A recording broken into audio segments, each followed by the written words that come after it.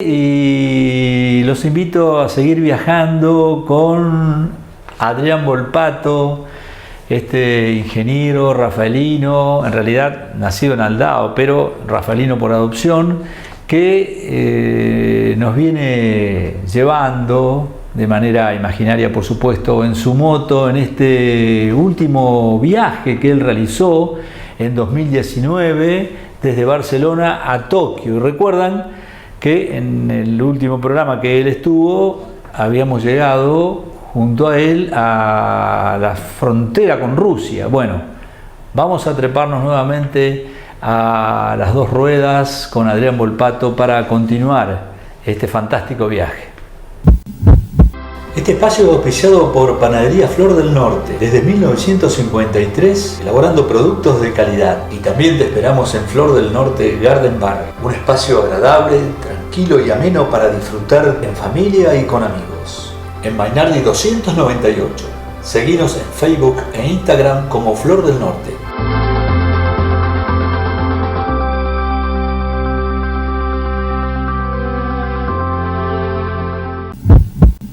Habíamos quedado en Estonia, por ahí, ¿no? Exacto, habíamos quedado en Tallinn, la capital de Estonia. Recordémosle a la gente en qué época fue esto. Sí, correcto. ¿Qué mes? En el 2019. Claro. En el 2019, y ahí estoy transitando prácticamente a mitad de año, más o menos. Prácticamente el verano europeo, ¿verdad? Ajá. En la época en la que estoy andando. Bien, bueno, arranquemos. Bueno, perfecto. Desde Tallinn, la capital de Estonia, pongo rumbo hacia la frontera con Rusia, el país más grande del planeta, ¿verdad? Sí. Superados los trámites de ingreso, me dirijo a San Petersburgo. San Petersburgo es una ciudad de ensueño. La ex Leningrado. Exactamente, la ex Leningrado.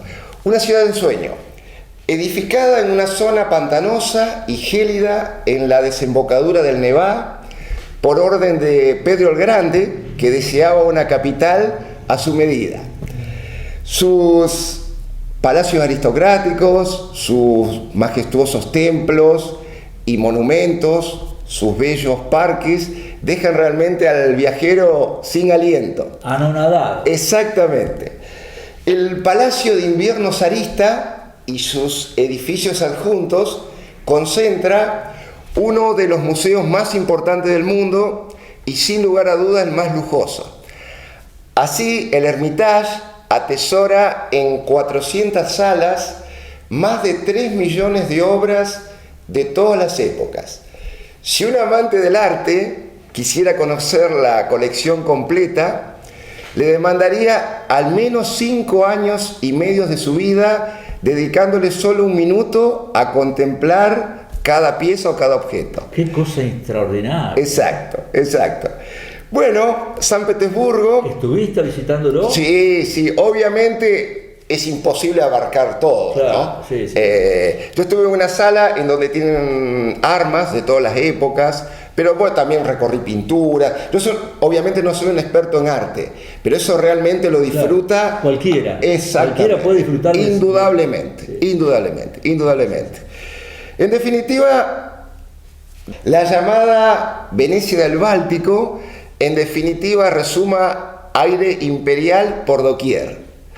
Y en los bordes del Nevá, del río, asoman algunas isbas. Las isbas son esas cabañas campesinas rurales, hechas con tronco, solamente utilizando hachas, sin emplear serrucho ni clavos, porque los troncos están encastrados y sellados con arcilla, típica de la, entre comillas, arquitectura rusa campesina.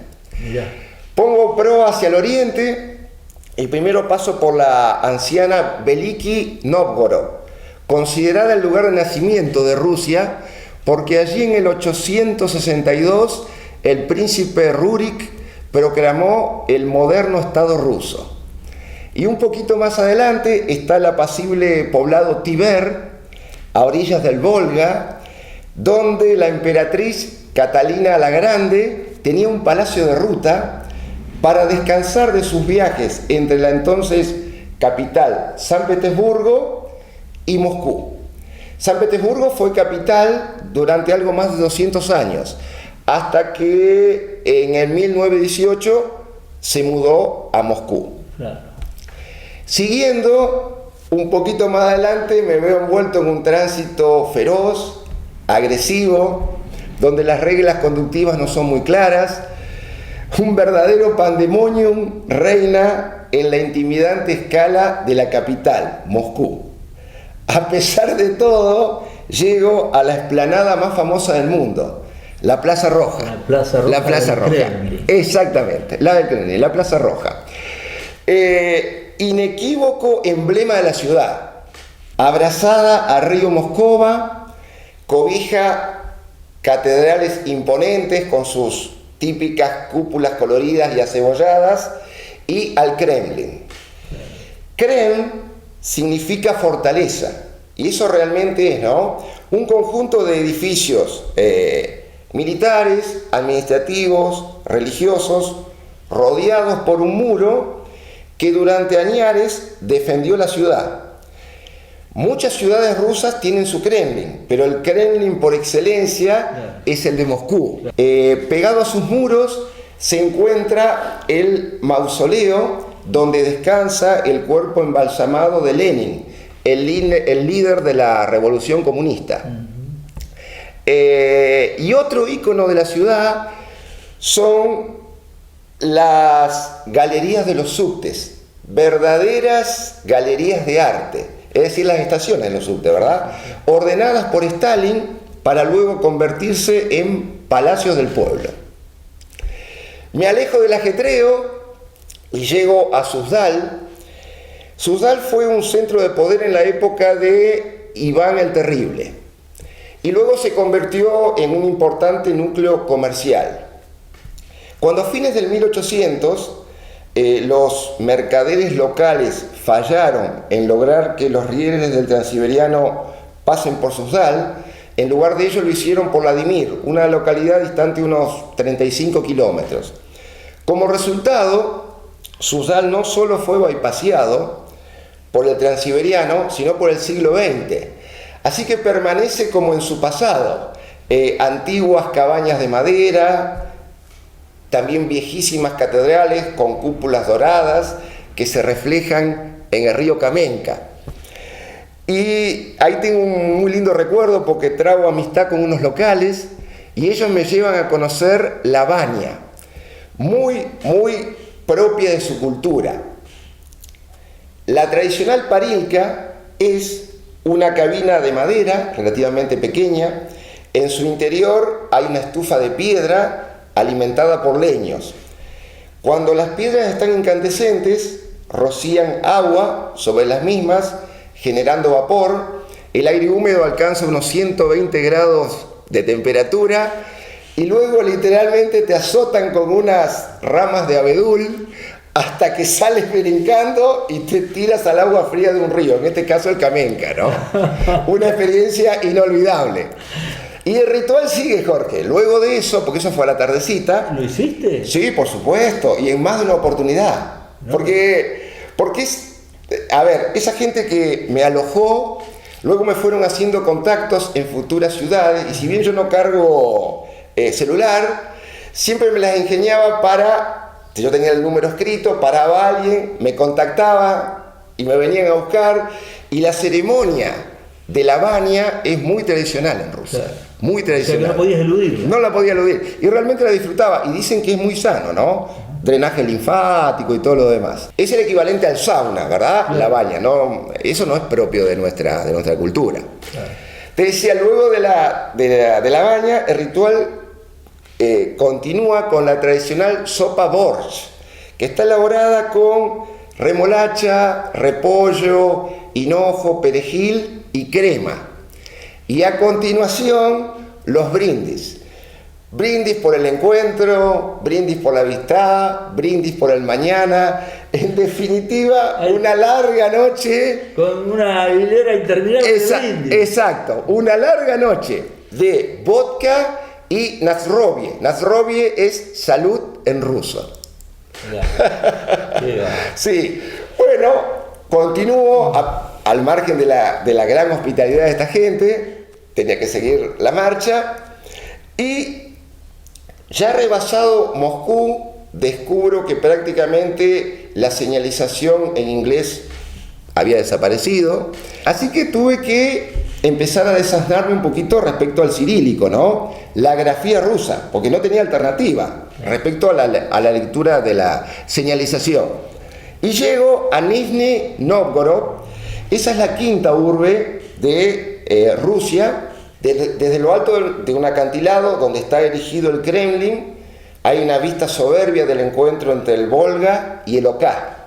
Cuando en el siglo XIX, sobre las márgenes del Oká, funcionaba la feria más grande de Rusia, se decía que San Petersburgo era la cabeza de Rusia, Moscú el corazón y Nizhny Novgorod la billetera.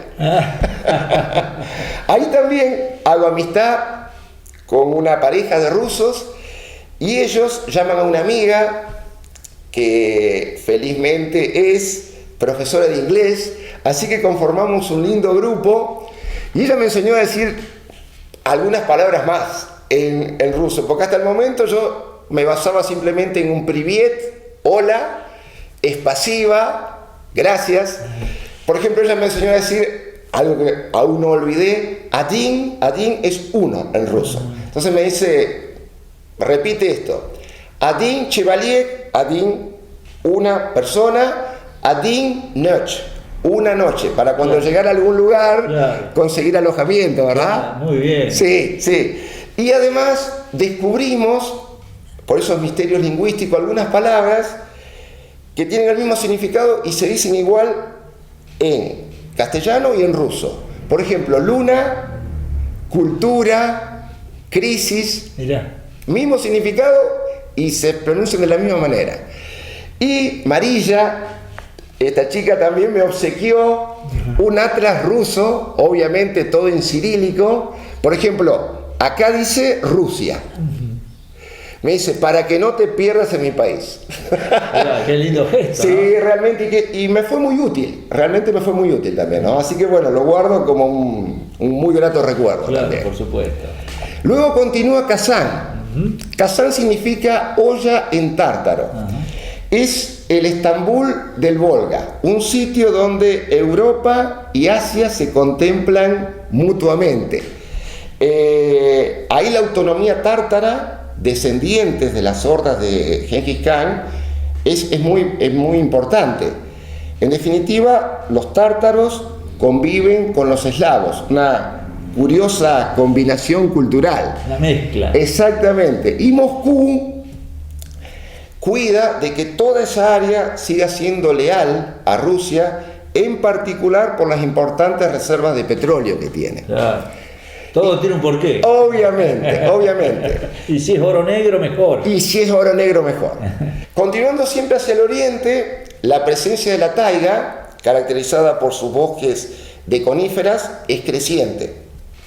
Los montes Urales son una larga y baja cordillera montañosa, la más antigua del planeta, considerada la división física entre Europa y Asia.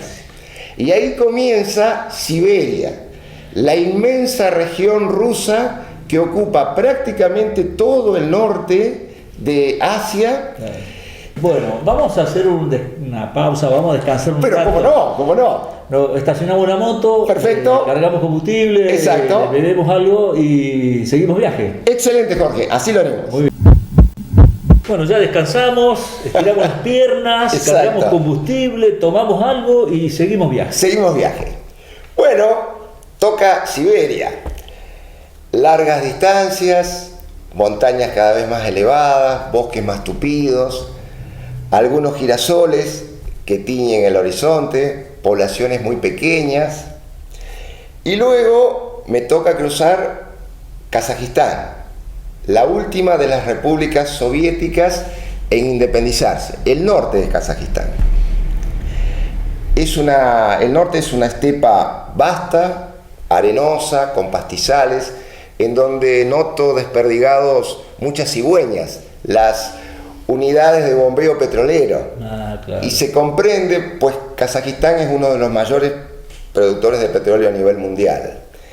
Kazajistán es multiétnico y multicultural, en gran parte debido a las deportaciones masivas durante la época de Stalin. El clásico, los mandaron a Siberia. Sí. Superado el norte de Kazajistán, vuelvo a ingresar a Rusia por tercera vez y llego a Novosibirsk. Novosibirsk es la tercera ciudad más importante de Rusia, que también abraza el estatus de capital de Siberia y también importante nudo en el trazado del Transiberiano. Se encuentra a la vera del anchísimo Obi. Y aquí se inicia el Chusky Track, un sendero que corta el territorio de Altai por unos 1000 kilómetros aproximadamente hasta llegar a la frontera con Mongolia, en el sur de Siberia. Y promete ser uno de los más atractivos y desafiantes del planeta. Y el último tramo, el sendero corta una dilatada estepa con vistas de los soberbios nevados de Altai hasta llegar a Kos-Agach. Kos-Agach en kazajo significa último árbol, pero parece que ese pereció hace mucho. Es el lugar habitado más seco en la Federación Rusa.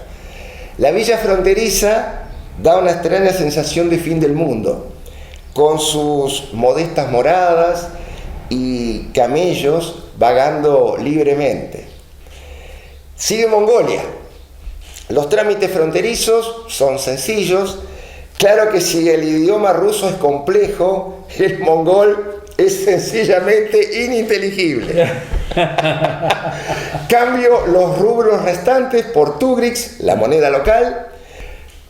Voy haciendo un duro sendero que atraviesa una llanura semidesértica y va enlazando algunas praderas con aguadas naturales donde pastan y abrevan yaks. Claro. Y desperdigadas algunas yurtas, yer en mongol, las típicas viviendas circulares de los nómades. Paralelamente diviso a cierta distancia algunos cazadores con sus águilas entrenadas a tal efecto, cetrería, una práctica bastante común en la zona como método de subsistencia. Finalmente alcanzo una pequeña aldea, Altai, que es el núcleo del Aimag Gop Altai. Aimag es un equivalente a provincia en Mongolia. No obstante, cuando llego a la aldea están celebrando el Nadán, un festival tradicional que consiste en competencias de lucha, arquería, carreras de caballos, lanzamiento de tabas. Los mongoles son eximios jinetes y arqueros, quizás los mejores de la humanidad.